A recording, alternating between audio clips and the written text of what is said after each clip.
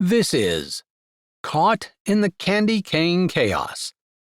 Christmas Tree, Pennsylvania Sweet Romcom Short Reads, Book 5. Written by Jessie Gussman.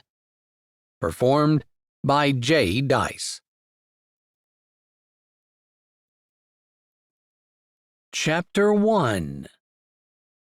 Jenna. I'm sorry to throw this on you first thing. When I asked you if you would take over the shop, I wasn't thinking I was going to break my leg and baptize you with fire. I look at my Aunt Janet. She's propped up in bed, her leg almost completely casted from her foot to her hip. Getting out of bed to use the restroom is a major ordeal. I'm just happy your accident wasn't worse. I don't know what in the world you were doing on a ladder in your store by yourself. That was the main reason I wanted to come help you, so that you're not alone. I don't want to give my aunt a hard time, but when she offered me co-ownership of her business, with the possibility of buying it next year, I jumped on the chance. It's not that I've been floating since high school. I went to college, got my degree, and have been working in the marketing department of a major corporation in Millerstown. The problem is, I just don't like that life. I miss my hometown and my family. I would have done pretty much anything in order to get back home to Christmas Tree, Pennsylvania. But I didn't want to get home and see her laid up. The Lord knows. He knows, and if it had happened before you came, I wouldn't have had someone to fall back on. She's right, and I don't disagree, except I wouldn't have minded her being around to give me a little bit more guidance. I know how small towns can be. Everyone expects everything to be the same year after year. Plus, they also have their small town competitions, which are cutthroat. I am not sure I'm ready for that level of competition. As though my aunt can read my mind, she says, "The candy cane shipment should be arriving any day. There was a shortage this year, if you can imagine it, and I don't have my shop window decorated like I usually do.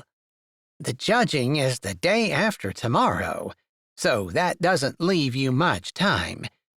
I'm sorry," she adds, grimacing a little, and I move closer and put my hand on hers. She's lying in her bedroom in her small apartment above the shop. There's a little room with a kitchenette behind the shop, and she gave that to me. I am used to a little bit more room than that, but I'm grateful to have a place to stay. The housing market is crazy right now. But that's the least of my worries. Do you have designs written down detailing what you usually do? I asked, concerned as soon as she said, judging. Did I mention that small-town competition can be cutthroat?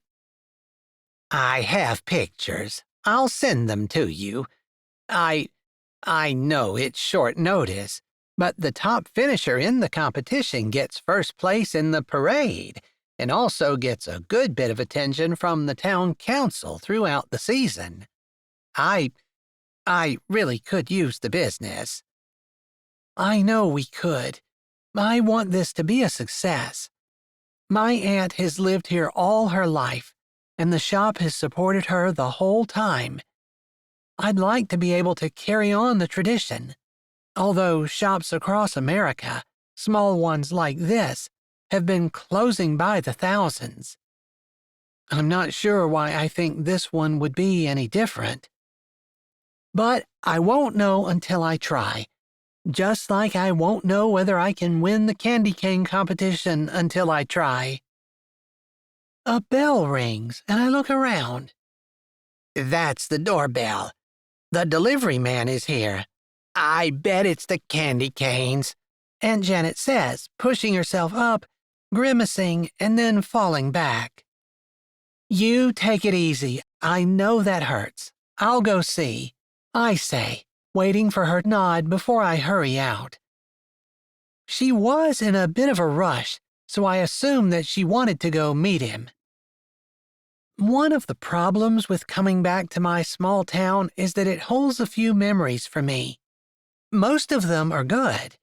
I loved growing up here, and for the most part, my return has been positive. But Abby Tillis, the shop owner next door, and I have a bit of a history. I want to say she stole my boyfriend, but she couldn't steal what I didn't have, and while I was completely enraptured with Nate, he fell under Abby's charms and broke up with me just before prom our senior year. We had been together for 3 years before that, and honestly, a lot of my teen memories are connected to him. I was the typical teenage girl who was so totally enraptured with her boyfriend that we went everywhere together. I thought about him all the time and thought that we would end up together. Obviously, I was mistaken. I really don't blame Abby, although she deliberately went after a guy who she knew had someone.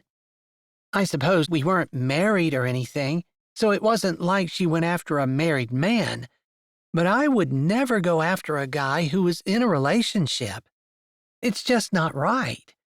But then, a guy who would break up with his long-term girlfriend to go after someone else wasn't a keeper.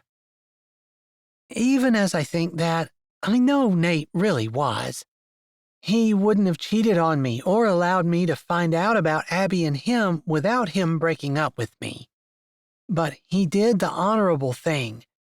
He blamed our breakup on the fact that we were going to 2 different colleges in separate areas of the country, since he was heading to California and I was staying here in Pennsylvania. I hurried down the stairs and through the Christmas train shop that my aunt runs. I've always loved trains, and even walking through it makes me smile. I'm still reliving old memories, times of fixing the trains with Janet's husband, my Uncle Tim, and hours sitting in the shop after school, talking with them, eating cookies, drinking hot chocolate, and feeling like Christmas all year long. Maybe that's why it takes me a bit after I open the door to recognize the person standing on the other side. He's holding a large box and waiting expectantly. "Hello." I break off abruptly, on the verge of telling him to bring it in. "Nate?" It's been 8 years, but I recognize those gorgeous blue eyes, that slightly crooked nose, the sandy blonde hair, and while there is a sprinkling of beard growth over his face, I can still see where his dimple indents. My heart flips, and even while I'm still struggling to catch up with the fact that my old high school boyfriend is standing in front of me, I'm castigating myself for having any kind of reaction at all. "Jenna?" He says, and his voice is deeper than it used to be, but I still recognize that tone I loved, the tone that I'm familiar with. We weren't just high school sweethearts. We were best friends for years. All of my good memories are tied to this man standing in front of me. All of my heartbreak, too. I'd do anything to be able to disappear right now. Chapter 2. Nate. I can't believe it. My high school sweetheart, Jenna, the girl I've never been able to forget, is standing in front of me. "I thought you left. I never thought I'd see you again." I know there's disbelief in my voice. "Well, I'm back," she says, wishing she was anywhere else. You can't date someone for over 3 years and not know their tells. I can read that as easily as I know what I'm thinking myself. I've never known anyone like her. Breaking up with her was the stupidest thing I'd ever done. My parents convinced me that I was better off not having an entanglement when I went to college, And at the same time, Abby was chasing me mercilessly. I got some bad advice and I followed it, and I've been forever wishing that I wouldn't have. Are you back to stay? I ask, forgetting about the box I'm holding that sits between the two of us, and I feel like I'm picking right back up from high school. Maybe not quite where we left off, since when we left off, I was walking away while she cried. I regret that so much. Yes, I'm taking over my aunt's shop, eventually. Right now, we're working together, except she broke her leg, so it's all me. So these must be your candy canes. Your windows are not decorated, and the contest is the day after tomorrow. I know a thing or two about Christmas tree. I've lived here most of my life. Yeah, thank you. I guess you could set them over there, She says, pointing to the floor right in front of one of the windows. I have another box. I'll go get it. They were supposed to be delivered a couple of days ago, but they apparently got missorted and ended up in New Jersey before coming back. My aunt's been busy dealing with her accident and her broken leg, or else she might have known that. I'm sure she can track the packages, Jenna says, and I can feel the distance that she put between us. Seeing me shocked her, and now she's putting up walls. I don't blame her, because I hurt her. I knew I was going to, and I didn't want to, but I thought I was doing what was best for both of us. Truly, I did. I knew dating Abby wasn't going to be a long-term thing. She's not a long-term girl. She's a short fling kind of girl, whereas Jenna, she's the kind of girl you spend the rest of your life with. You put down roots, have kids, you grow old together. That's Jenna. Plus, you're going to have all of that and laugh while you're doing it, because that's Jenna too. She's not silly or goofy, but she's got a sense of humor that will have you laughing at the oddest times, and any time I was with her, I was never down. It was after I left her that I wondered what in the world I was going to do with my life. It just seemed so empty and quiet and deserted. I set the box down, and it rattles. I don't think it should. The box looks a little beat up, but I would have expected that, considering the detour it took. I go back out to my truck, grateful that this is my last delivery of the day, and pick up the second box. Maybe the rattle was normal, because this box has it too. I walk into the shop and see her sitting at the first box with a pair of scissors, cutting it open. I turn to the other window, assuming that she wants this box in front of it, and set it down. Candy canes don't weigh much, but I bet there is a pile of them in there, since the boxes are huge. I walk over, not wanting to leave. I want to apologize, or acknowledge the past between us, and ask if she's with someone. I don't see any rings as she opens the flaps on the box. She hasn't changed at all since high school. She still looks like she's 18 rather than 26. I can remember when her birthday was, remember celebrating when she turned 16 and was able to get her driver's license. I was a little older, but not old enough to be the adult in the car while she was learning to drive. That didn't stop us from taking the back roads and practicing together. I smile at the memories and want to feel that connection again. I rack my brain for something to say. Oh no, Jenna says before I can say anything. Chapter 3. Jenna. I can't believe it. Every single candy cane in this box is completely smashed. There isn't a single intact candy cane as I dig frantically through the bag.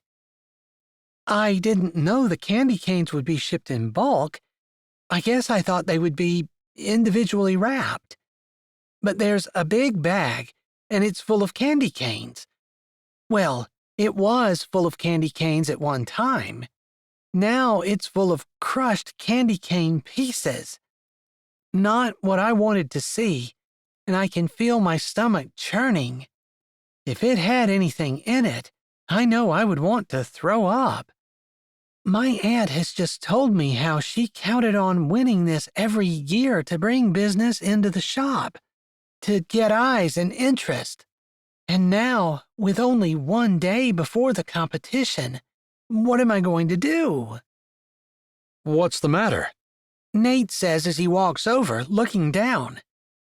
I don't think I need to tell him what the problem is as my hands sift through the pieces of candy cane, and they fall off in little clicks and clacks. It would sound nice if it wasn't such a devastating blow. I don't know what I'm going to do. My aunt is counting on me to be able to put up a display, and how am I going to do that without any candy canes? And then I remember who I'm talking to. This is the man who broke up with me right before prom. He somehow found a date, Abby, on short notice, and I ended up sitting at home alone because it was too late for me to find anyone. I saw pictures later, and he and Abby looked pretty cozy, like they were having the time of their lives.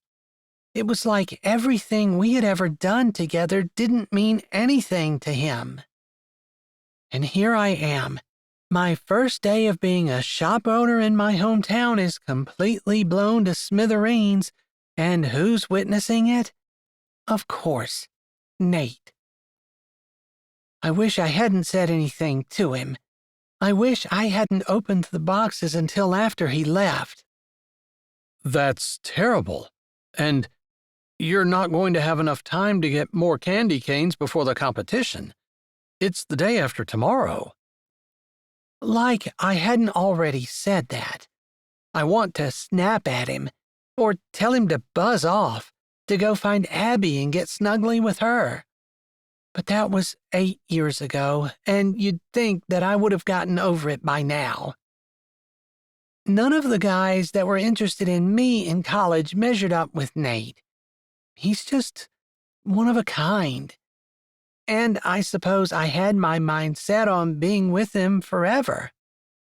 Having him dump me the way he did, being as devastated as I just was never able to get interested in anyone else. I know. I'll figure something out. Thanks, I say, dismissing him. He pauses, and I'm sure he wants to say something. But I don't want to hear it. I don't want to hear that he's sorry, or that he regrets it, or that he and Abby are engaged, or married, or whatever. I don't know. I just don't want to hear anything. I don't want to talk to him, don't want to see him. I thought I had gotten over the pain of him breaking up with me, but I hadn't realized it was still so fresh until he stood in front of me. I have this candy cane problem to deal with. I don't need any other chaos in my life. That was my last delivery for the day. I'll stay and try to give you a hand if you want me to. There's really nothing you can do. I don't have candy canes, I say, remembering the second box just in time. My eyes land on it, and I hurry over, hoping against hope that this box is not completely smashed like the last box. I might be able to salvage something anyway if it's in good shape. The scissors rip through the tape, and while I notice that Nate has followed me, I don't acknowledge him. What did he not understand about I don't want him? Surely there's a way we can use this, he says, and I want to smack him. Just leave already. But that's not kind, and I swallow the urge. There's no way we can use these. Even if we could piece them back together somehow, which we can't. If there were just a few broken ones, we could deal with it, but this is not doable. Let me take you out for supper, talk, and maybe we can figure something out. I look at him in shock. What in the world makes him think that I want to have anything to do with him? No, thank you, I say, trying not to put a fake smile on my face. I want to be kind, truly, but he broke up with me and walked away, totally uncaring that he had completely broken my heart. I don't want to have anything to do with him ever again, other than a casual hello, goodbye. Jenna, we broke up 8 years ago. I know, I say, standing to my feet and looking at the boxes. I've got a bigger problem on my hands. Although, I suppose the only thing to do is just say that we can't enter the contest this year. There's just nothing else to do. So, in the last 8 years, you haven't found it in your heart to forgive me? He asks, and he sounds humble and contrite, and I know for a fact that he's honest. If he says he's going to do something, he will. He never promised me he'd stay with me. I forgive you. I just don't want to repeat it. There, that surely is understandable. I don't want to repeat it either. I made a mistake. I'd like to correct it. I look at him in shock. I certainly didn't expect him to say that. Chapter 4. Nate. I suppose technically I never asked for forgiveness. I never apologized, and I never explained to her why. Even now she might not understand, but she looks so dejected, and I just want to help. I want to cheer her up, and there's just this part of me that doesn't want to leave her. Even though I know that this is not a good time. She already has enough on her hands, with her aunt's accident, taking over the business, and now this major catastrophe that she has to get through, along with an old boyfriend showing up. One she obviously doesn't want to see, if I'm any judge, which I believe I am. No one knows Jenna like I do. I appreciate knowing you think it was a mistake, she says wearily, like she's giving up for the day. I don't blame her, but I want to help her. I do. The biggest mistake of my life, and that's not a line. I never use lines, and you know that. I used to know you, but that was years ago. I don't know what you do now, she says airily, giving me a weary look, before she looks back at the boxes as though she's thinking. You can find out. Eat with me. We'll talk about this. Maybe there's a solution we haven't come up with yet. And you and I were always great at thinking of things together. We often talked about how opposite we were, but together we were so much better than the sum of our parts. I always felt like that with Jenna, and I didn't realize I wouldn't feel like that with any other girl. I tried dating in college before I came back home, and it just wasn't the same. I suppose you're not going to leave until I say yes, she says, and I know she's wavering. I was always more stubborn than she was, at least about stuff like this. She is a workaholic, and I was much more likely to knock off and have fun than she was, but I could usually convince her to go along with me. In our junior year, I convinced her to skip school during finals week. That was a mistake, but we had a good time. and we got some much-needed relaxation in. I smile at the memories. You can wipe that triumphant smile off your face, because I'm not saying yes, she says, and I realize what she saw when she looked at me. No, really? I was smiling at the memory of the year I talked you into skipping school during finals week. Her eyes widen with comprehension before a little smile tilts the corners of her mouth, too. You borrowed your aunt's boat, she says, and that's all she needs to say. I know both of us are thinking about our day on the lake, swimming beside the boat, paddling on the inner tube, sunning ourselves on the boat, and I recall a lot of kissing as well. I suppose it's that last part that really makes me smile. But if I know Jenna, it's that last part that chases the smile off her face. Because it was less than a year after that I went to prom with Abby. And I'm pretty sure the one time we kissed that day was the one time that everyone and their mother took pictures of us and plastered them everywhere. There's one in the yearbook for all posterity to see. I hate that, but I can't change it. I never heard about Jenna dating anyone else, although I'm sure she has. She's attractive, funny, and sweet. Just the kind of girl that any guy would go after, unless he was only looking for a good time and not for a relationship. Jenna is definitely the kind of girl that has relationship written all over her. Those days are long over. There is no point in bringing up old memories, she says, her hands on her hips, her eyes on the box, as though she's trying to focus on her job now and push the memories of me aside. I guess I don't mind if she does, as long as she doesn't push the actual, real-life, physical me aside. I hear your stomach growling, I say.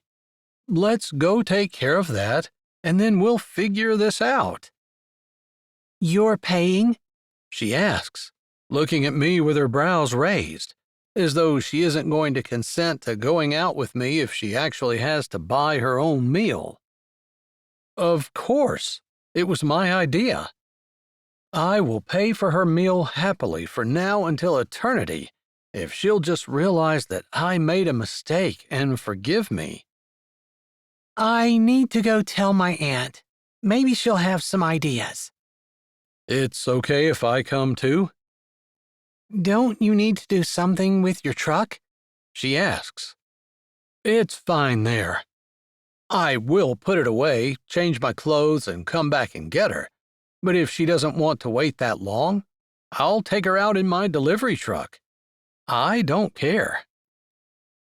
How did you end up as a delivery driver anyway? She asks as she turns and starts walking through the store, assuming that I'll follow her. It's so tempting to slip back into the familiar camaraderie that we used to have. I'll tell you about it while we eat, I say. Not that it's a big, long story, but I don't want to talk to her back, and that's what I see now as she disappears through the door behind the counter. I've never been shy, and I'm not going to allow her to walk away from me now. I follow her through, and we go down a hall and up the stairs. I didn't realize we were going to her aunt's bedroom, but I assume that's what we're doing. Still, if she thinks I'm going to flake out, she's wrong. If she's going to let me, I'm going to follow her. She's worth it. Chapter 5. Jenna. He's following me. He's actually coming through the hall, going up the stairs behind me. I thought he would stop when he realized that we were going into my aunt's private quarters, and most likely her bedroom. Any normal person would have let me go, but not Nate. This is the Nate I knew. He was the one who held on to me no matter what. That's why his breakup on the eve of prom was so shocking and heartbreaking. I trusted him. I try to tell myself it was 8 years ago and remind myself that I'm not upset anymore. And maybe that's true, but just because I'm not upset doesn't mean that the trust is back. It's not. I rap softly on my aunt's bedroom door and hear her murmur, "Come on in." I don't really want to bother her with this, but I don't know what else to do. I don't know how to handle this on my own, and I don't want to if there's some angle that I don't see. But I don't know how I can make any of the candy cane designs she sent me when we don't have any actual candy canes. "You're back already?" she says, opening her eyes and adjusting her pillow so she can sit up a bit. I walk over to the bed and help her. "I hate to bother you, but we have a problem," I say. Her eyes move behind me, and I realize I should have introduced Nate. But before I can, recognition enters her expression, and her eyes grow wide. "Nate Black?" she says, shock in her voice, but the surprise soon gives way to a huge smile. My aunt and uncle loved Nate, and we spent so much time here in their shop. In fact, with Nate and I hanging out here, half the kids in school did too. We brought the shop business, and I have nothing but fond memories. I'm sure my aunt does too, although she knows what Nate did to me. Hence the surprise. That's right, Aunt Janet. I'm back. This time to stay. Nate says. I'm the one who just came back, but he's talking like he just arrived back in town too. Maybe he means back here with Aunt Janet at the train shop. Where's Uncle Tim? He asks before anyone can say anything else. He passed away last year, I say softly and sadly. Uncle Tim was beloved by everyone, and I know that thoughts of him will make Aunt Janet sad. His heart attack was unexpected, but mercifully quick. There was no hanging on, but there was also no hope. He was DOA at the hospital. Sometimes I wish that he would have lingered for just a few days, so we could have held his hand and said goodbye. Sometimes I think his quick passing was for the best. Except it has made this time of year sadder. I'm sorry to hear that, Nate says, and I know he means it. He and Uncle Tim were especially close back in the day. I never thought I would see you two together again, Aunt Janet says. When you broke her heart, I thought the poor girl was going to starve herself to death. She didn't eat anything for a week. She lost 30 pounds, and you know she was already a skeleton. I put my hand up. That's enough, I say gently. I don't want to hurt my aunt, and I definitely don't want to be rude and disrespectful, but I've heard enough of that. Nate doesn't need to know how devastated I was. He doesn't need to hear it. He already knows. He knew what he was doing to me when he did it, and yet he did it anyway. His lips pressed together in a line, and I could be mistaken, but he looks guilty and sad, like he feels bad for what he did. Maybe he does, but that doesn't change the fact that it's done. I survived and I'm stronger for it, I say.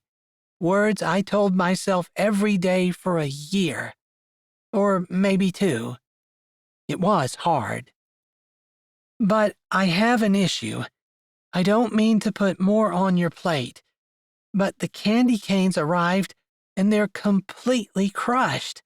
There isn't a single intact candy cane in either of the 2 boxes, and I checked. I hate to give her this news, but like I said, I can't handle this myself. Her eyes fall, and her features do too. It's too late to get anything more.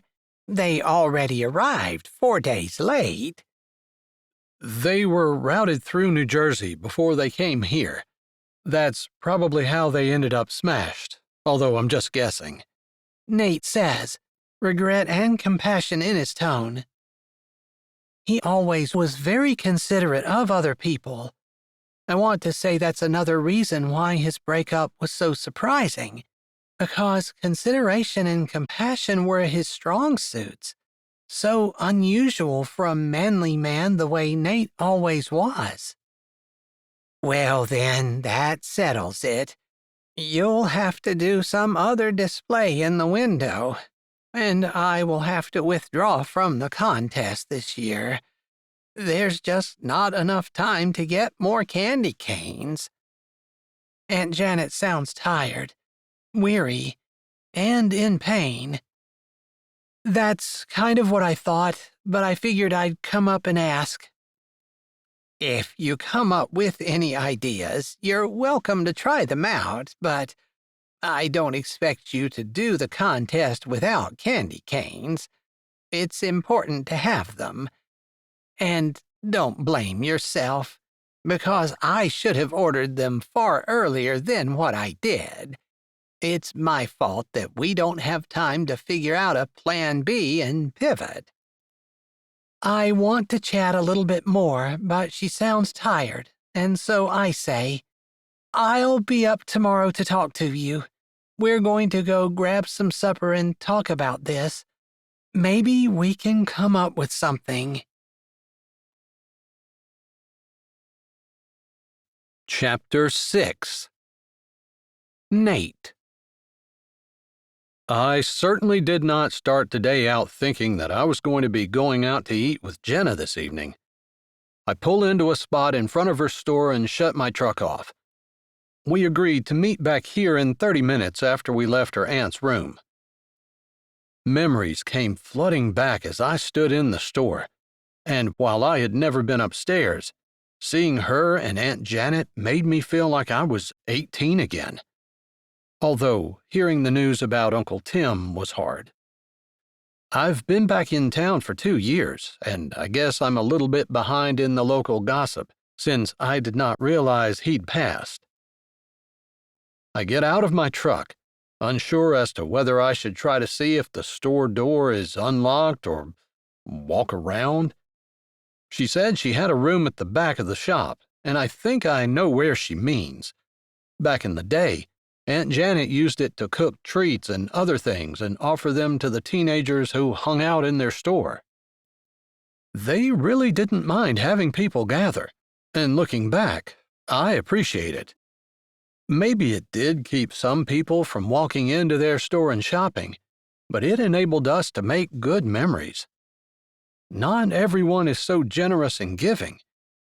Jenna's Aunt Janet and Uncle Tim were 2 of the best.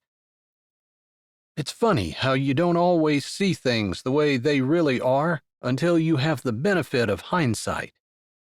Like the way I see Jenna. I walk around the front of my truck and see her walk out the shop door. She turns around and tries the doorknob to double-check that it's locked. And I just admire her.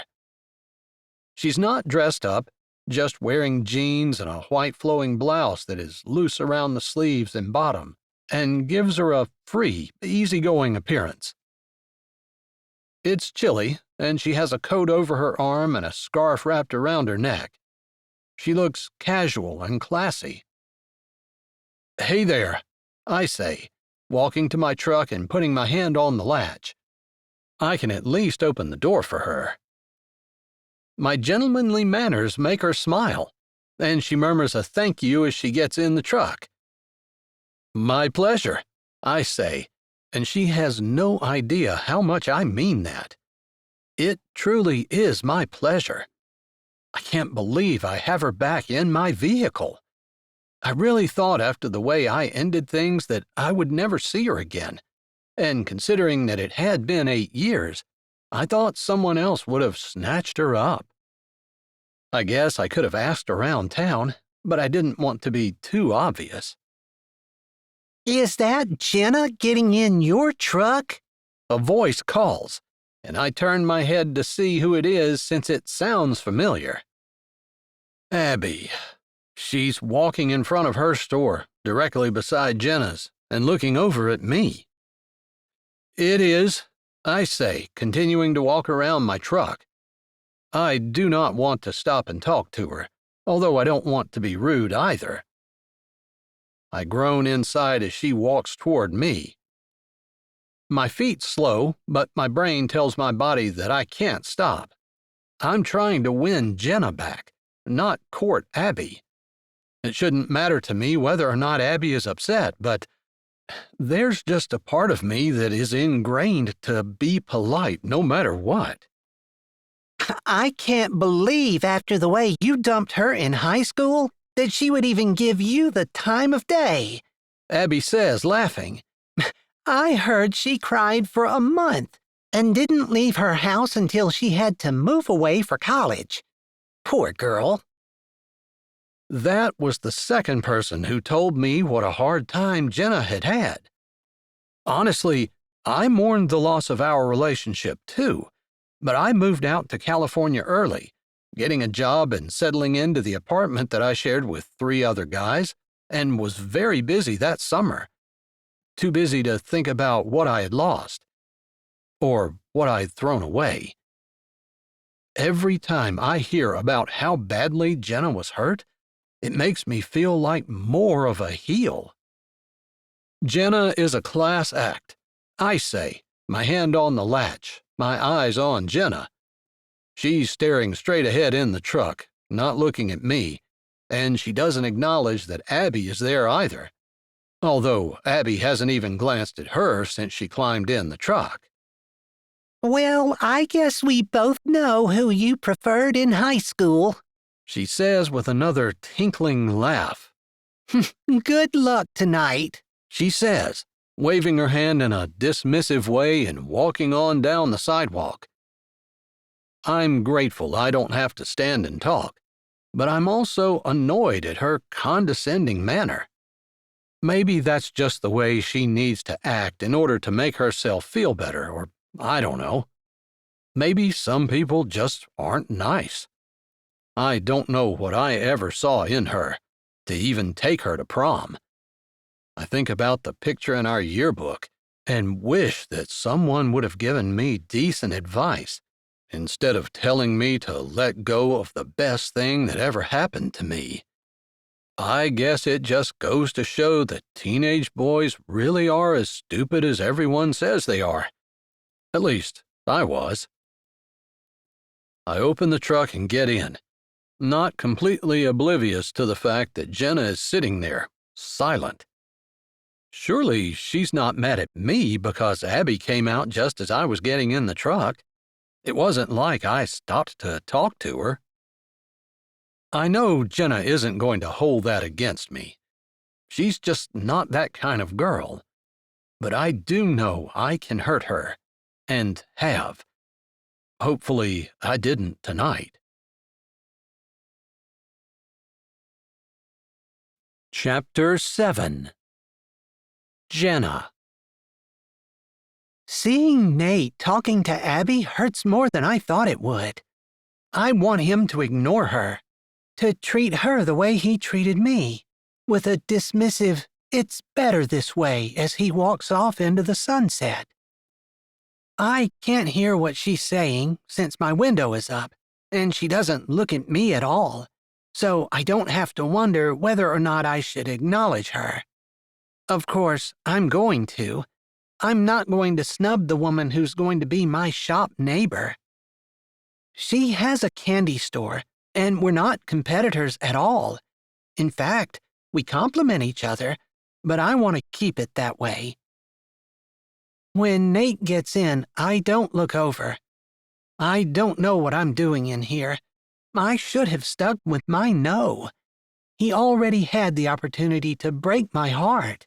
Why am I putting myself on a path where he could do it again? It seems like the dumbest thing I could ever do. So, Abby owns the shop next door? He says quietly as he puts the truck in drive and checks over his shoulder for oncoming traffic.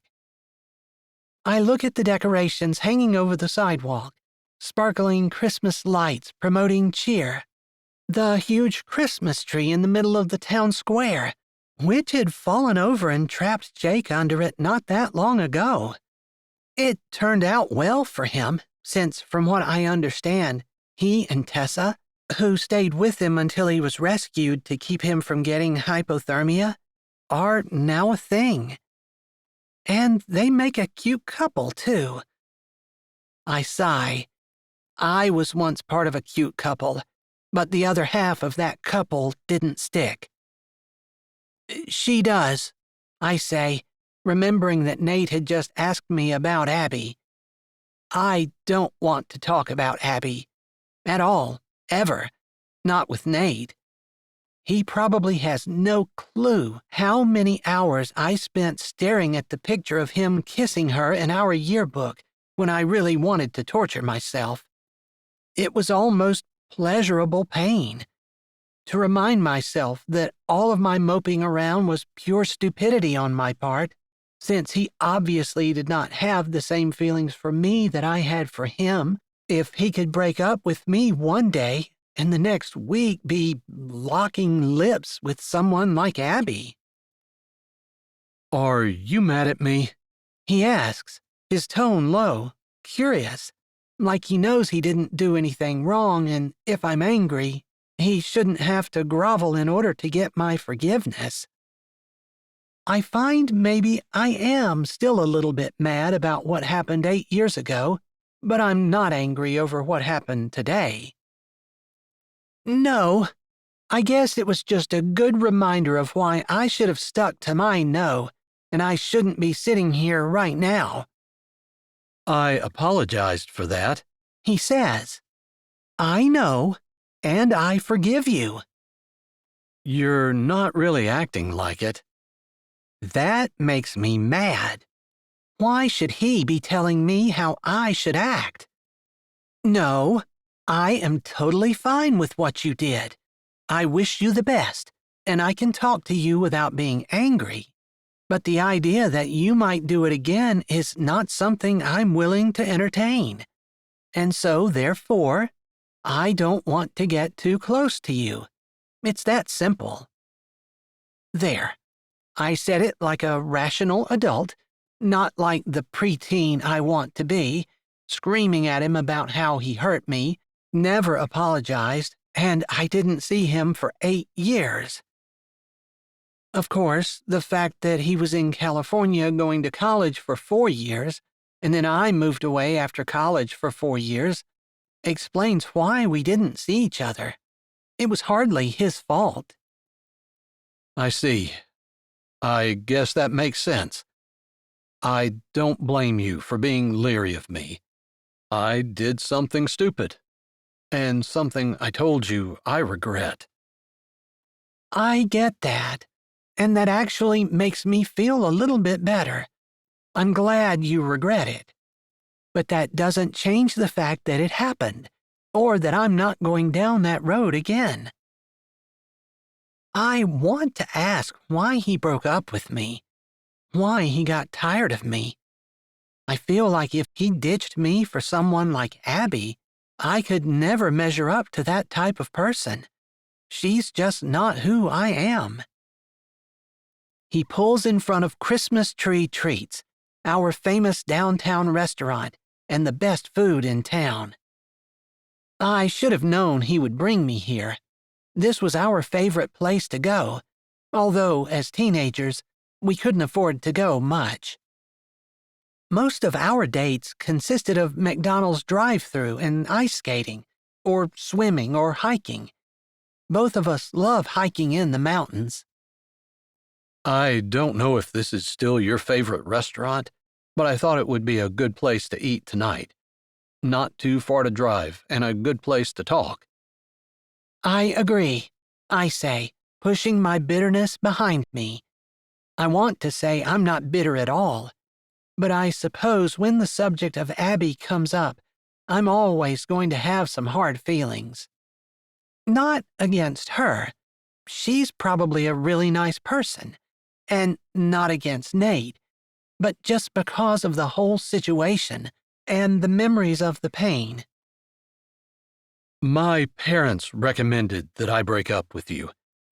They said that you were going to be here in Pennsylvania, that I was going to be in California, and that a long-distance relationship just wasn't going to work. He says after he puts the truck in park and puts an arm over the steering wheel, looking at me. His gaze is intense and his face sincere. I want to believe him. Your parents suggested it? That feels like a betrayal because I thought they liked me. Not because they didn't like you. They loved you. They thought this was best for you. I also had a couple of other teachers say the same thing, and I truly thought I was doing the best for both of us. I want to believe him, and I want that to make my heart feel better, but it really doesn't. I suppose maybe it does in a way, but just because everybody was telling him it was a good idea doesn't mean that he couldn't have at least talked to me about it. Chapter 8. Nate. I want her to understand. I want to explain everything and have her tell me that she would have made the same decision if she had been talking to the same people and having them say the same things that they said to me. But maybe she wouldn't have. Maybe they would have said the same things to her and she would have ignored them. Why wasn't I that strong? The hostess seats us at what I feel is the best table in the house, one in the corner, by the window, but against the wall. This is my favorite table, I say, remembering that she and I had been here multiple times together and sat in this very place. This is the table we sat at on our first date, she says with a little laugh. We take the seats we'd always taken, me with my back against the wall, her with her back to the room. I always like to see what's going on, and she doesn't like having to make eye contact with other patrons in the restaurant. We do this naturally without talking about it. It feels so comfortable, so familiar. Everything with you feels easy, I say, remembering our first date. I had saved up for a month in order to be able to take her. She had contributed to it as well, against my protest. I had wanted to be able to pay for it all, and she said that it wasn't fair for me to have to spend all of my money on her, while she got to do whatever she wanted to with hers. I've never had a date be as considerate as what she was. Tonight, she's making me pay. She specified before we left, and I don't mind. I want to, and I suppose I owe her. But is she going to make me grovel forever? Part of me thinks that maybe I should quit rather than beat my head against the wall for however long, and part of me thinks it's worth however long it takes in order to break through to her. She's worth it. That's the bigger part. I don't want to fall into that trap again, she says quietly. I can hear the pain in her voice. It's hard to believe that something that happened 8 years ago is still hurting her. But on the other hand, if it had been her that had broken up with me, I know that I would have been just as devastated. By the time I broke up with you, my parents, siblings, friends, and teachers had me so convinced that it was the right thing to do that I guess I just figured that I needed to accept it stoically. And to a man, They all suggested that I find someone else and just date casually. Abby seemed like the best choice for a casual date, and she'd been chasing me for a while. I wish I could go back and do it over again. Somehow explaining it to her makes me feel a little bit better, like if she understood that it truly wasn't what I wanted. Maybe it would make it so it wasn't so bad. Our server comes over, sets our menus down, and asks for our drink orders. Jenna orders water with lemon, like she always used to, and it makes me smile to feel the familiarity. I order my favorite soda, and I see Jenna smile, like it means something to her too. She is sharing the memories. The waitress walks away, and I wait until she's out of earshot before I lean forward and say, "I was stupid to listen to them. I wish I wouldn't have. I would give anything to go back and be able to do it over again." Her lips flatten, and she sighs before she says, Are you going to tell me how you ended up being a delivery person? "All right." She doesn't want to talk about that. I can take a hint. "Well, I went to school for computer science, like I was expecting to," That was always your dream. she says, almost like the words slip out without her thinking about them. "That's right. I thought I would love it, but it turned out that I absolutely hated being stuck in a cubicle all day long, staring at the screen.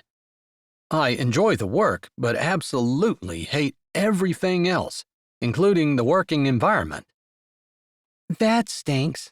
But you always did love to look around, have the changing scenery. "I'd skip school when things got a little stressful," I say, eliciting another smile from her as we remember our skip days. Not that we took a whole lot of them, which is probably what makes them so special. There were just a couple, but they were fun and neither one of us regretted them. So you hated your job? She trails off, waiting for me to fill in the blanks. "Yeah, I went to school for 4 years, and I even started on my master's while I got a nice, cushy job. It paid a lot. I graduated at the top of my class in college, but I don't add that. I just wasn't interested in the party crowd, and it felt like anyone who wasn't partying had a leg up on grades, since it's not too hard to beat people when you're sober and they're hungover. But I just hated my job, so I quit and came back here. And I originally got a job doing work that was kind of related to my major, but I hated that too. Just hated being inside all day. I don't know why I didn't think about that when I was in school." I might have mentioned that to you a time or two. "You did," I say, nodding my head and thinking, not for the first time, that if we had been together in college, she would have encouraged me to do something else, knowing that I might have had the aptitude for computer science, but I didn't have the personality for it. Jenna was always good at figuring things like that out, where I was much more of a dunce. So this delivery job came up. It pays about a quarter of what I was making, but I am so much happier. I get to see people all day long and drive around. The scenery's always changing. It's challenging in winter, which I enjoy, and Dangerous. Chapter 9. Jenna. He stops short and looks me in the eye.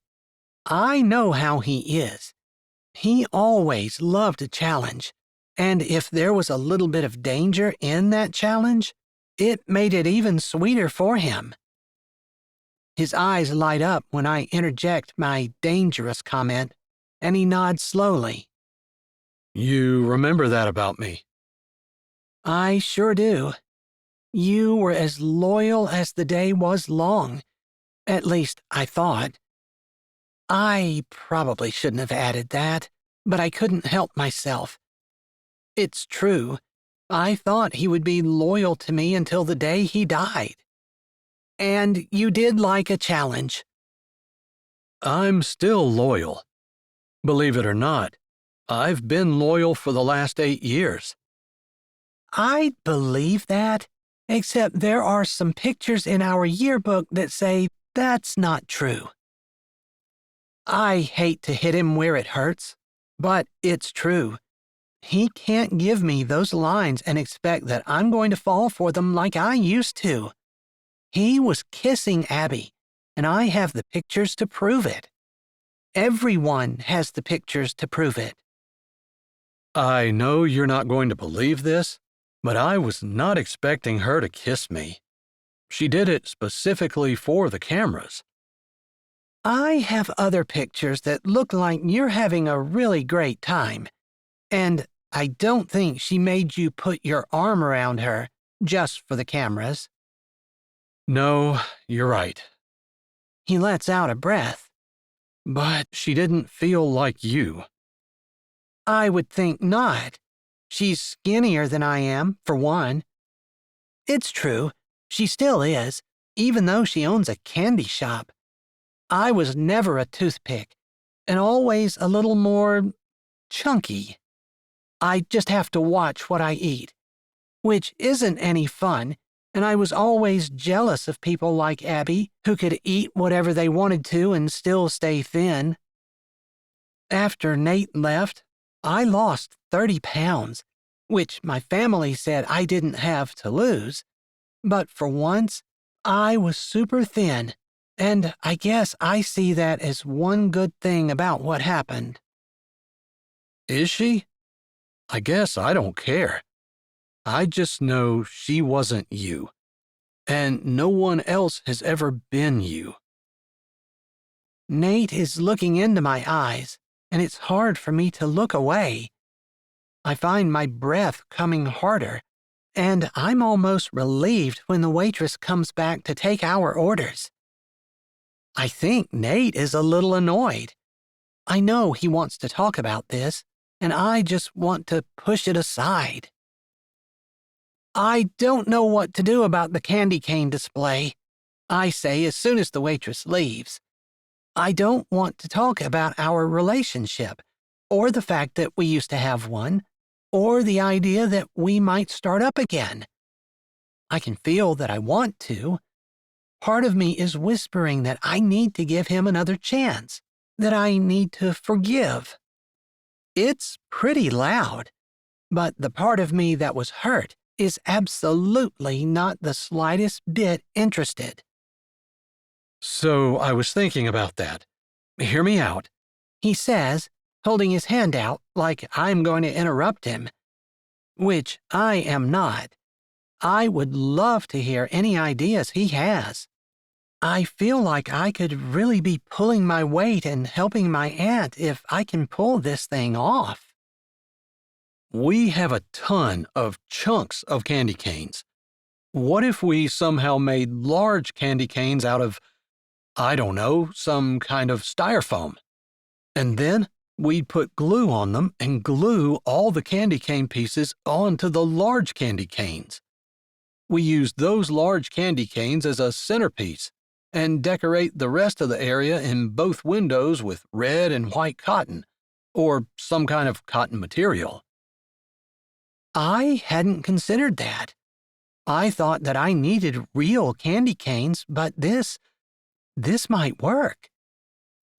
That's a great spin on an old idea. I actually think it's brilliant. I can see it in my head. I don't know where we would find red cotton. It might have to be something else. But we could definitely make that work. We only have one day to do it, I say, trying to figure out where we can get the styrofoam and still trying to get the background pictured in my head. But I think we have enough candy cane chunks for 4 candy canes, maybe even more. I agree. I suppose we don't want to get too wild and crazy because we don't want to run out of chunks. I agree. It would be better to have some left over. We could decorate the cotton with them or something. We could make a few smaller candy canes and glue them together to look like a fence, if we have any left over. I'm actually starting to get excited. This could really work. I had been so dejected, so sure that everything was ruined, that I hadn't even thought about using the chunks. I'm going to try it, I say. I know my eyes are bright and I look excited. You're going to let me help, right? After all, it was my idea. I look at him, and I can tell he's admiring the excitement on my face, but I can also tell that he's suffered. He feels bad for what's happened, and I know that he is sincere in his apology. Still, it's not that I want to punish him or make him hurt anymore. It's that I don't want to get hurt again. I barely survived the first time. I can't take a second. But my heart keeps saying that I need to give him a chance. Chapter 10. Nate. I can only say that my idea came from the Lord. I certainly don't typically have ideas like that, and I'm terrible at decorating anyway. But I'm just thanking him right now because the look on Jenna's face is priceless to me. She looks happy and excited for the first time since she opened that box earlier. We don't linger over our food, even though I would really like to talk to her some more. I want her to believe me when I say that I'm sorry, that I didn't mean to hurt her, that I'm taking responsibility, but I also thought I was doing what was best for both of us. And that's the bottom line. I thought I was doing the best for her. Doesn't she realize that I'll always do what I think is best for her? I suppose she is afraid that if I think it's best for us to break up, I'll do it again, and she's justified in that fear.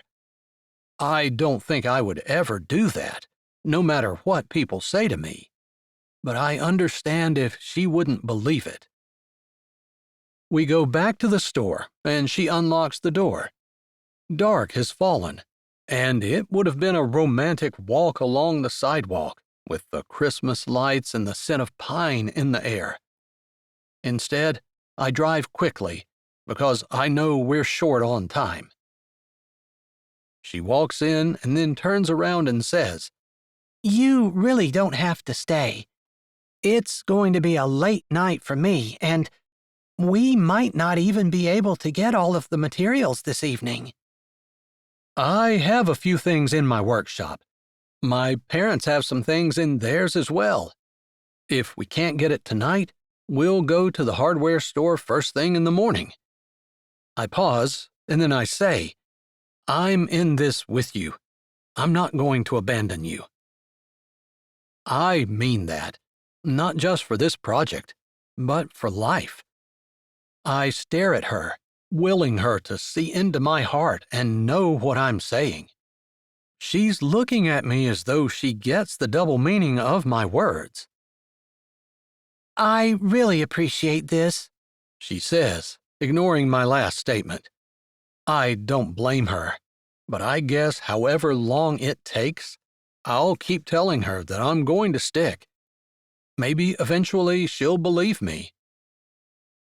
We go to the back room, where her aunt keeps all the supplies she's used over the years for the decorations in the windows. We actually find large, white, plastic candy canes, but I'm not sure we have any glue that will stick to the plastic. Could we try a small spot on them? I don't want to use too much and ruin the candy canes, but we could try it tonight, see if it works, and in the meantime, we can get to work on the cotton. The red material won't be the same, but if we arrange the cotton with a red stripe down it, it might give the impression of a candy cane backdrop. I can see that working, I say, knowing that I'm not very good at picturing things in my head. I definitely think it's a good idea to try the glue on one spot of the candy cane, maybe just 4 inches up the bottom of one of them. We can check and see if it sticks in the morning once it's dry. If it works, we can work on doing the rest of them tomorrow.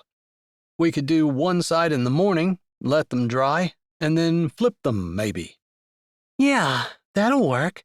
And if it doesn't stick to them, we'll still have time to try to find some styrofoam somewhere. Or cardboard might even work if we wet it and wrap it and allow it to dry. We need enough time for it to dry, but maybe we could use a blow dryer if we need to.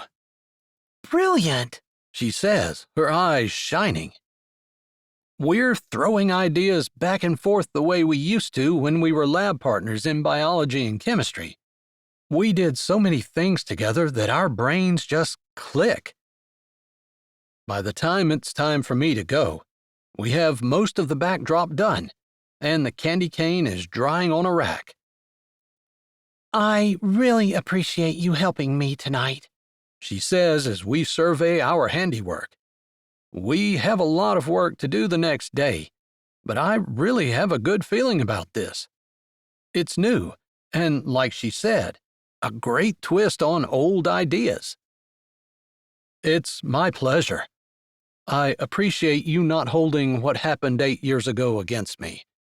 I appreciate you listening to me and maybe even believing me a little when I say I thought I was doing the best thing for both of us. But most especially for you.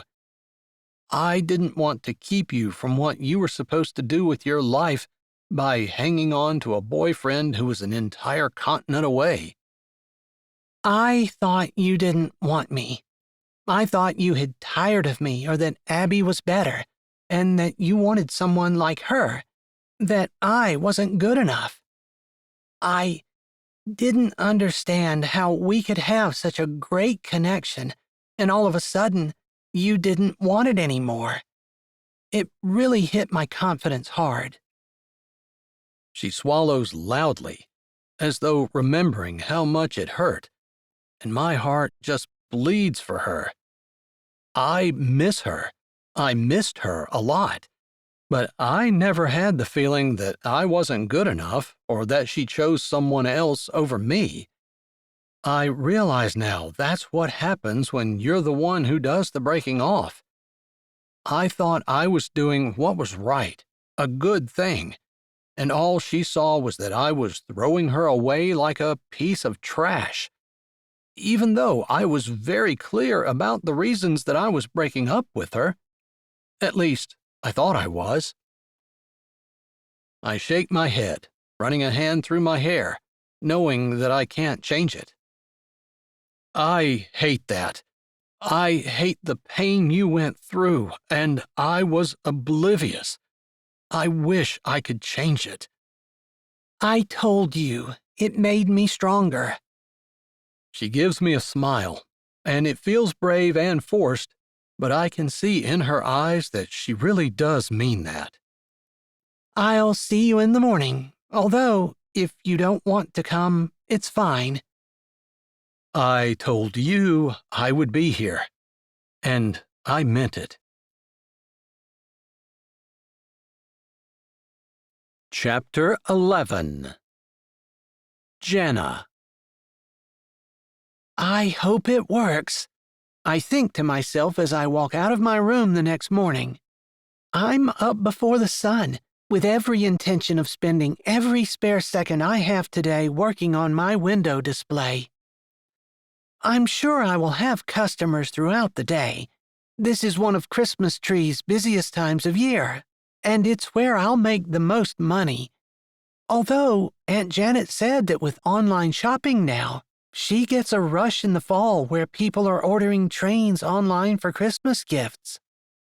Those are all things I'm going to learn as I work with her, and I suppose this is my first true test. Although I would have failed it without Nate. I don't like to admit that. I don't want to be dependent on anybody, and especially someone who's let me down so terribly before.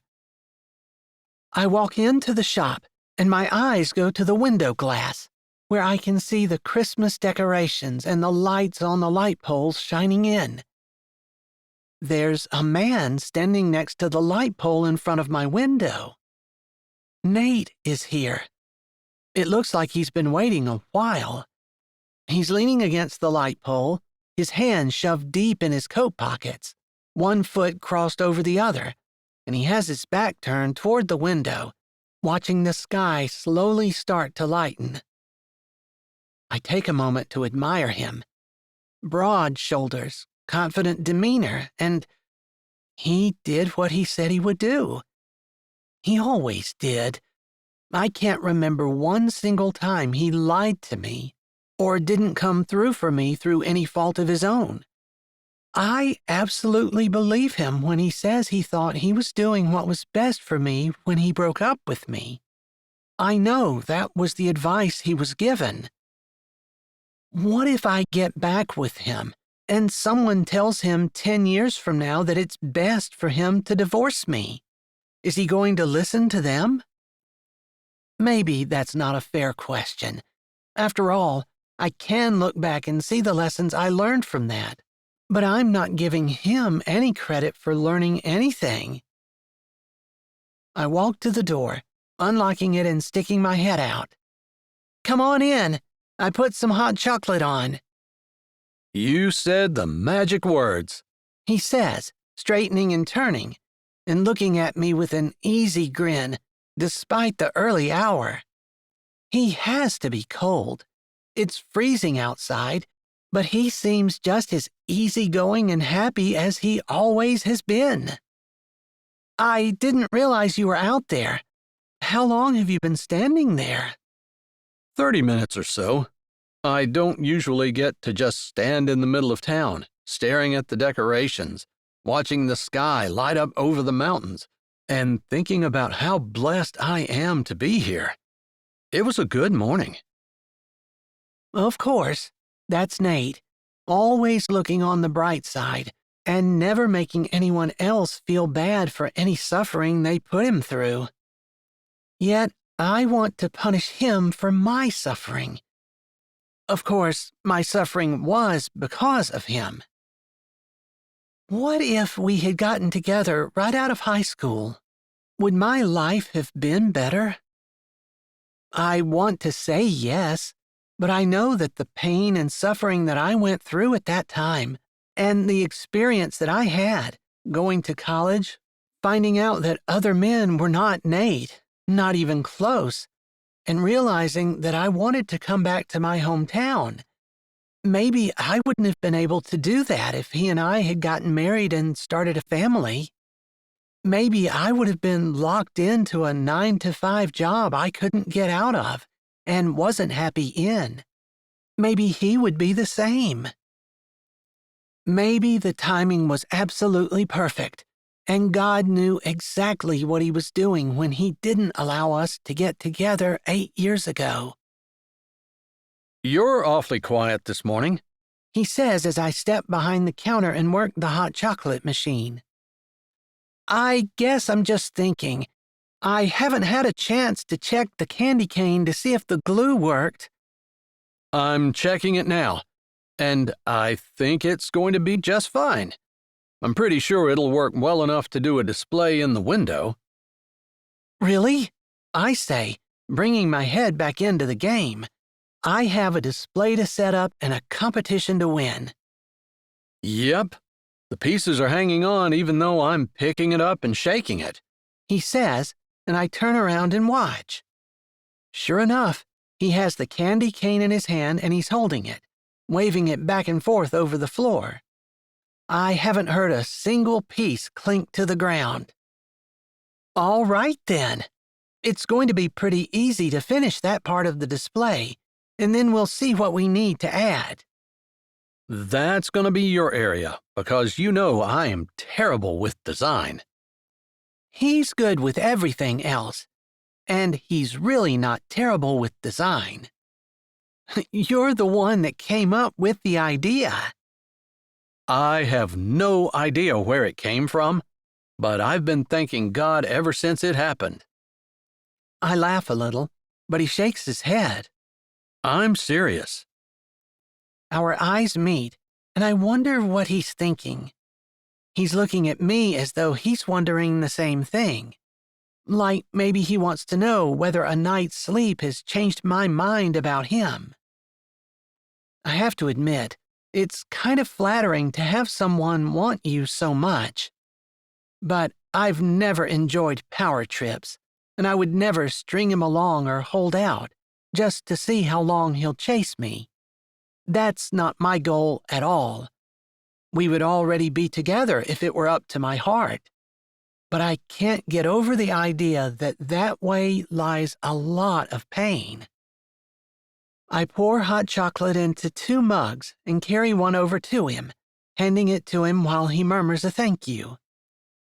Our fingers brush as he takes it from me, and I grit my teeth together to keep from showing any kind of reaction. I don't want him to know I'm weakening. Although, why can't I? You're such a temptation to me, I say, blowing on my hot chocolate and then meeting his eyes over it. I like that, he says, his voice low but full of surprise. There's a little smile on his lips. Does this mean you're thinking about me? Chapter 12. Nate. Like I could think about anything else last night, Jenna says, almost under her breath. Her words have given me hope. I wasn't able to sleep last night because just spending a little bit of time with her reminded me of everything that we had had together and everything that I had thrown away when I broke up with her. I was as stupid as a man could be, even if I was still a kid and just doing what all of the adults in my life told me would be the best for both of us. Not even the candy cane competition? We already figured out what we were going to do. It is either going to work or it isn't. There isn't any point in worrying about it. But with you... My heart sinks because she looks sad. I want to trust you. I want to meet you halfway with whatever's going on here, but I felt like I wasn't going to survive the last time. I don't want to go through that again. Her words hurt my heart. I hate that. I hate that I hurt her. Hate that it looms so large in her mind that she can't get past it. And she's scared. Scared that it's going to happen again. Scared that I'm going to throw her away. Jenna, I promise, if you give me a chance, you won't regret it. I can guarantee I won't look at another woman again. I can't do that, of course. But I won't listen to anyone who tells me that I'm better off without you, because I've lived the last 8 years realizing that is a lie. I don't know if I'm getting through to her or not, but the words are in my heart, so I say them. The biggest mistake of my life was breaking up with you. The biggest heartache is knowing that I caused you pain. The worst memory I have is the knowledge that there is a picture of me kissing someone else in our yearbook. You know how much that burns me? How much I regret that? One mistake, and it's immortalized for all time. I have to look at that and realize every time how stupid I was. And I have to know that you look at that and hurt every time. That really does kill me. I hated that picture from the first time I saw it, and I hate it today. Hate the fact that the girl I love, that I always loved, is hurt by that picture. I hate that there is nothing I can do to change it. You're right. It does hurt me every time I look at it. I haven't looked at it in years. But now I have Abby's shop right beside me. There is that. What are the odds? I mutter. Seriously, I know the Lord works in mysterious ways, but to put Abby right beside Jenna and then bring me into the picture, it's almost as though He wants to make things as difficult for us as possible, just to see what our character is. I guess I don't have any trouble being nice to Abby, other than I don't want Jenna to think that there's anything between us. I suppose Jenna is the one who really has to grow through this, and it's up to her. I understand if you decide you don't want to have anything to do with me. I mean, I'm going to fight for you, don't think I'm not, and I guess it doesn't matter how long it takes. I spent the last 8 years thinking about what a mistake it was to lose you, and I'm ready to spend the next 8 years and beyond waiting for you to decide that I really mean it when I say I'm not going to leave you, ever. But as I look at the situation, you were the one who paid the price for everything.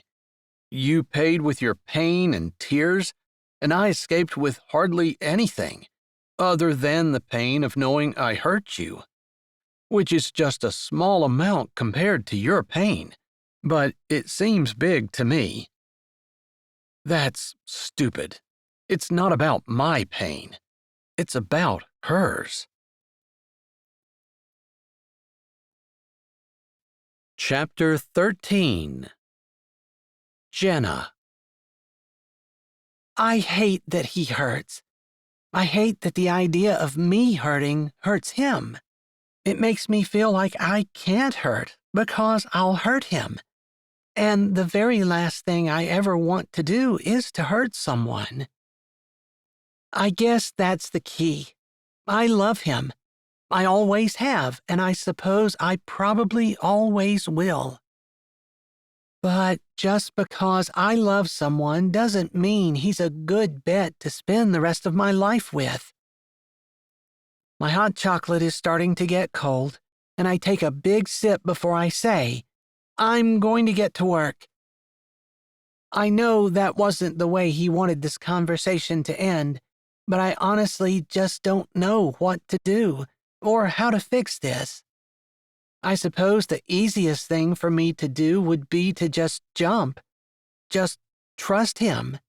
Just assume that God brought us together for a reason and that I should take a leap of faith. But after you've fallen down once, isn't it kind of smart to look around and try to figure out what tripped you up so you don't allow it to trip you up again? How's Janet doing this morning? Nate asks, kneeling down beside me as I spread a piece of paper out on the floor. I'm going to put the candy cane on top of it, and the paper will catch any of the pieces that don't stick to the glue. She was still sleeping when I checked her about 45 minutes ago, I say, appreciating the fact that he asked. Not just because he cares, but because I don't want to forget to check her again in a little bit. She'll text me if she needs anything urgent, and there will be home health care workers coming in to give her a hand getting out of bed. Her insurance wouldn't pay for in-person care at a rehab hospital, but it would pay for the health care workers. So we scheduled them at the times where we thought she would need help getting in and out of bed. That would be the hardest thing for me to do by myself. How are your parents? I ask, wincing a little. At one time, we were close. They almost felt like a second set of parents to me. They're doing well. Dad has apologized on several occasions for the advice he gave me in high school. He said that he should have kept his mouth shut because I probably was going to make a better decision than the one I made. I appreciate him saying something. I appreciate the fact that even his dad realizes that it was a mistake. I guess that hurt me too, the fact that I was close to your parents. and they pretty much disappeared out of my life after we broke up. I think Dad felt guilty. He heard that you took it hard, and he knew that I thought I was doing the best thing. He thought so too at the time, but he still feels guilty. I guess knowing that he feels guilty makes me feel a little better, although I suppose it's natural when a person feels pain they want to lash out, and I hated his parents for a time. We chat back and forth a bit as we work until an alarm on my phone goes off. I need to run up and check on Aunt Janet. The healthcare workers will be here in an hour, but I want to make sure that she's going to be okay. Do you want me to come up with you? Nate asks immediately, acting like he's getting ready to stand up. No, if you don't mind staying here and just working, so we can get as much done as possible before I need to open. He nods, and then he puts a hand on my arm. His eyes stare up into mine. You know I never stopped loving you. Not ever. For some reason, his words make me want to cry, but I do not. I just jerk my head and slide my arm out from underneath his hand and hurry to the stairs. Aunt Janet is awake when I knock softly and push her door open. She greets me with a smile, but almost as soon as she sees my face, her smile disappears and she says, "Sweetheart, what's wrong?" I know we're supposed to be talking about her. She's the one with the broken leg, who is laid up, needing help. But I sit down on the chair and lay my head on her forearm, holding on to it like I'm a little girl who needs comfort. I'm not sobbing, but I feel like it when I say, Nate wants to get back together. He just told me he never stopped loving me. But you know how bad it hurt the last time. Tell me that I need to kick him out and never see him again for my sanity. He's here now? Aunt Janet says, sounding shocked. Of course she's shocked. What kind of man shows up at 5 o'clock in the morning on a girl's doorstep just to help her fix the candy cane chaos she's found herself involved in and help her win a silly town competition? A man who is in love, who sacrifices his comfort and ease for someone else? A man of character? Sweetheart, only you know that. God isn't going to tell me what you should do. You just have to listen to him. I can't hear him over the pain in my heart. Well, ultimately the decision is up to you, but I've found that if you just sit around, hiding from anything that might cause you pain in your life, you never grow and get stronger. And if you don't take chances, you never get anywhere. Because everything that's good in life comes with a price. Her words make sense, and I digest them silently. Think to yourself, what's the worst thing that could happen if you get back with Nate? Would it be that he breaks your heart again? I nod my head. I thought I was going to die last time. Now, ask yourself, what's the best thing that could happen if you get back with Nate? You know what kind of man he is, the character he has, and the way he cares about you.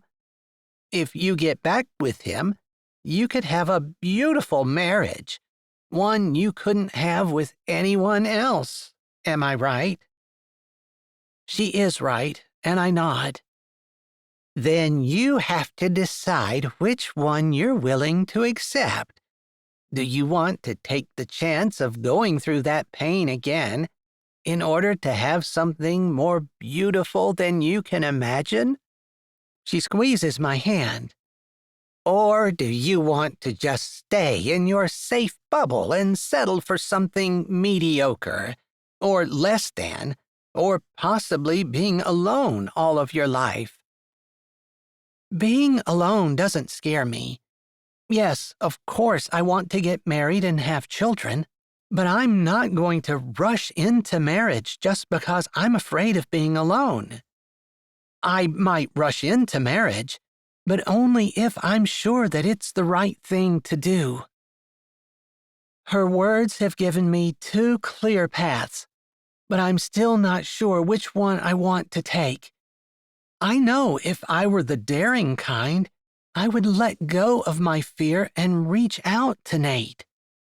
But is it so very wrong of me to want to be able to live the rest of my life without ever going through that kind of heartache again?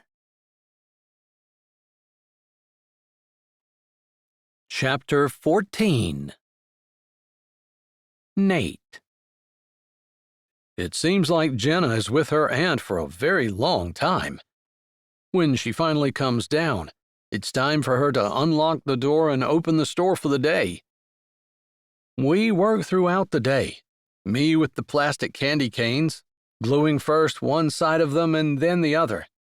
I have some candy cane pieces left over after I'm done, and Jenna pulls out a little fence that Aunt Janet uses for a farm display in the summer. The fence goes nicely with the decorated candy canes, and Jenna painstakingly glues candy cane pieces to the fence rails and posts. I think the idea is brilliant, and the effect is stunning. Everyone who comes in raves about what's going on in the windows as our vision slowly takes place. By late afternoon, it's pretty much finished, and if I do say so myself, it looks pretty amazing. I'm admiring it, standing back with my hands on my hips, when the bell jingles and Abby walks in, clutching a book to her chest, a smile on her face that could only be termed wicked and evil. She seemed like the perfect girl to go out with after I broke up with Jenna, because she was the kind of girl that I knew I wasn't going to want to have anything permanent with. Of course, we all know how that turned out, and I regret it. I shouldn't have been out with anyone. After all, I knew Jenna wasn't going to have a date for the prom, although it wasn't something I had thought about before I broke up with her. In hindsight, I should have, at the least, waited until after prom. But when I made the decision to do it, I knew I needed to just go and get it done. Regardless, it would have been a lot more considerate of me to just stay home too. Again, I had bad advice and I followed it. I hope that I still listen to my dad, because he's wise, and I admire and respect him, but I'm going to be very careful about taking advice and implementing it, especially when I know it's going to hurt someone I love. When it's going to hurt Jenna. Oh my goodness, Nate. It didn't take you long to go back to sniffing around Jenna. She looks me up and down, like I'm related to rodents, and perhaps she thinks I've grown a tail since the last time we spoke. I guess Jenna always pulls me in that way, I say, and there's no malice in my tone. It's just the truth. I took off work today so I could be with her. And I did it at the last minute, even though I never take off work, and certainly not for something as frivolous as putting up a display in the window, except it's not frivolous when it's Jenna. But Abby wouldn't know that, and she wouldn't understand either. I guess she thinks the whole world thinks the way she does. But underneath that, I know there is a human being that is just crying out for someone to love her for the way she is. I hope she finds that person, but it's not me.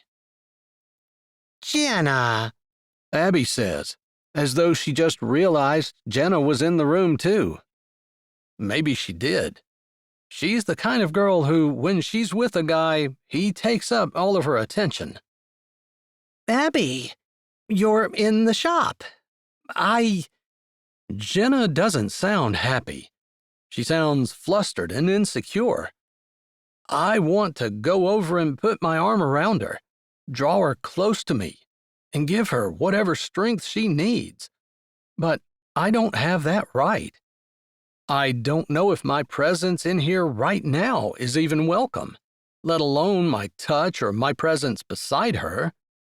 So I just stand there and watch helplessly. Chapter 15. Jenna. Of course Abby is going to come in and visit today. Of course she is. How did I not see that coming from a mile away? So, now that you're back in town, I suppose you and Nate are going to get back together? Maybe, I say, and maybe it's my imagination, but I feel like Nate wants to leap across the room at that small glimmer of hope.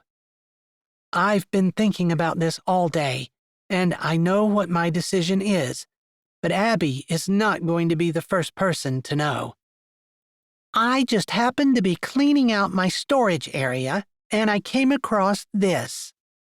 She indicates the book she's clutching to her chest. I thought you might want to see it. She looks around the store at the trains that are running, making little buzzing noises and blowing the occasional horn.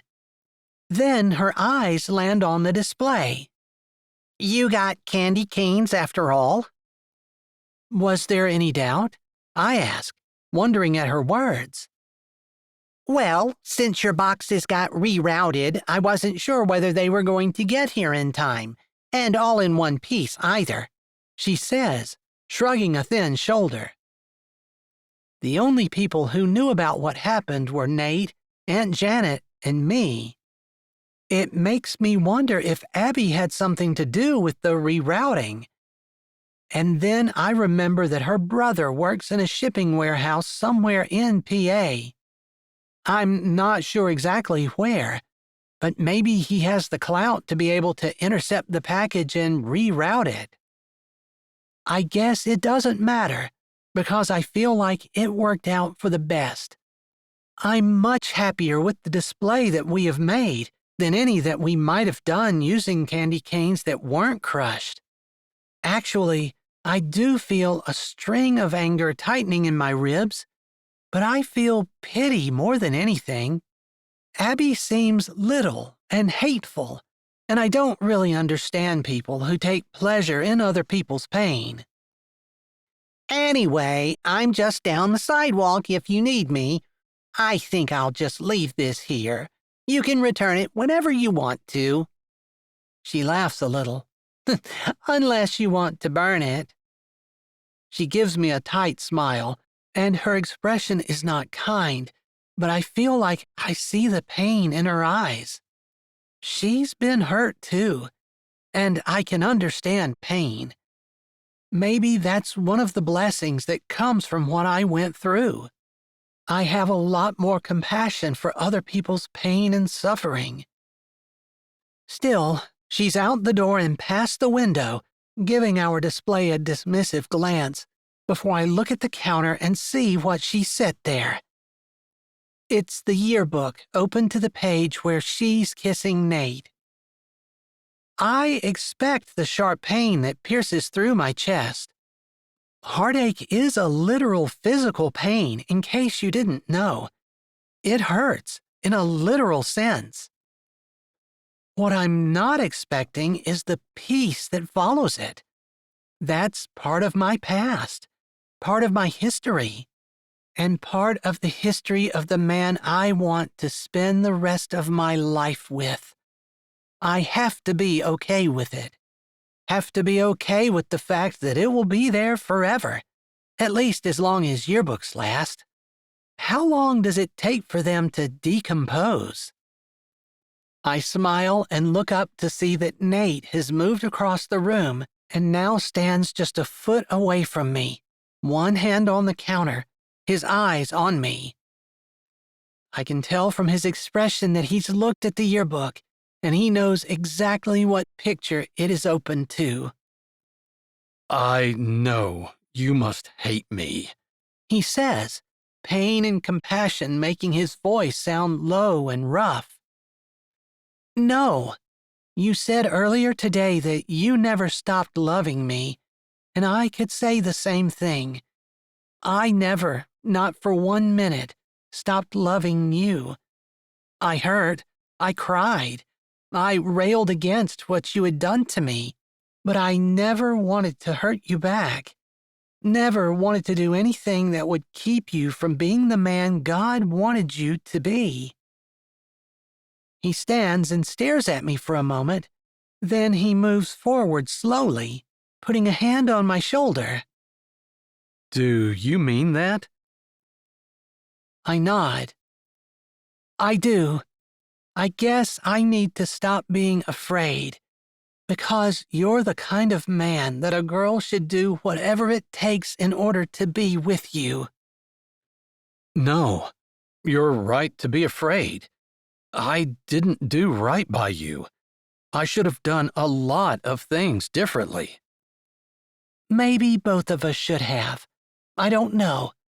I just know that I wouldn't want you to change anything. As much as I thought I would never say that. Really? He asks, his eyes narrowing, his face twisting into disbelief, like he can't figure out what in the world I could possibly be saying. Yes, really. If I hadn't gone through the pain, I wouldn't understand it in anyone else. Wouldn't know that heartache is a literal physical pain. I wouldn't be able to look at Abby right now and see the pain in her eyes. To know that she put this in front of me. I point to the yearbook, put my finger on the picture, right where the man in front of me is kissing someone else. I know it's just days after he had broken up with me. Because she hurts. And I guess hurting people want to hurt other people. Because misery loves company. That's the truth. I know it. I was tempted to hurt people when I was hurting. But I don't want to mess around. If we're going to do this, let's do it. I smile up into his eyes. That's how I feel. I am going to jump, and I'm going to go all in. That's why I hurt so bad the first time, because that's the way I am. All in. He laughs, but he pulls me closer at the same time. He knows exactly how I am, that I'm the kind of person who doesn't do things halfway. That's one of the things I love about you, he says as his hand moves through my hair and his lips press against my forehead. You smell nice, he whispers softly. You smell so familiar, like everything I love, all the good memories. There's some bad memories there too. We forget those. Although, I don't forget how good you were at kissing. I think I could use a little more practice, he says. I'm kind of rusty. I suppose I could make the sacrifice and help you get better. Our eyes twinkle together as his head slowly lowers, and this kiss feels familiar and brand new all at the same time, and everything about it feels absolutely perfect.